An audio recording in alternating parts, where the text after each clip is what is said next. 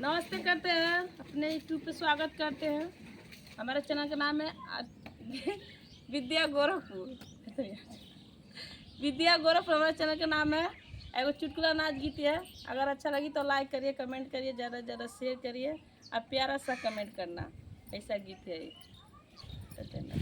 हमर सोने के कटोरिया रस डूबावे नदी, हमर सोने के कटोरिया रस डूबावे नदी, रस डूबावे नदी, रस डूबावे नदी, हमर सोने के कटोरिया रस डूबावे नदी, हमर सोने के कटोरिया रस डूबावे नदी।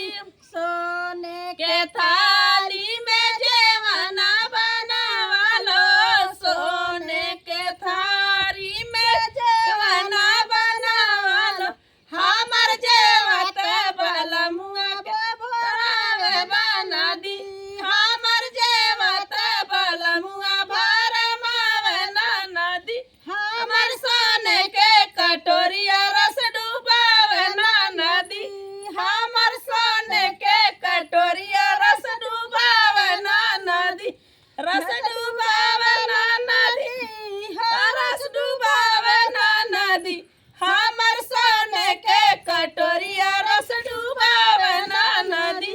झझर गेड़ुआवा गंगा जल पानी, झझर गेड़ुआवा गंगा जल पानी, हमर घोटत बलमुआ भरमावे नदी, हमर घोटत बलमुआ भरमावे नदी, हमर घोटत बलमुआ भरमावे नदी, हमर सोने के कटोरिया रस डूबावे नदी, हमर सोने के कटोरिया रस डूबावे नदी, खाए रस डूबावे नदी, रस डूबावे नदी, हमर सोने के कटोरिया रस डूबावे नदी, खाए रे सोपारी कबीरवा लगावलो, खाए रे सोपारी कबीरवा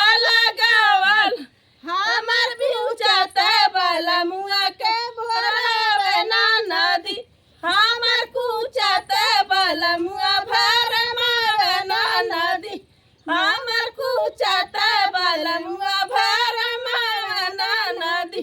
सोने के हमर सोने के कटोरिया रस डूबावे नदी, हमर सोने के कटोरिया रस डूबावे नदी, रस डूबावे नदी, रस डूबावे नदी, हमर सोने के कटोरिया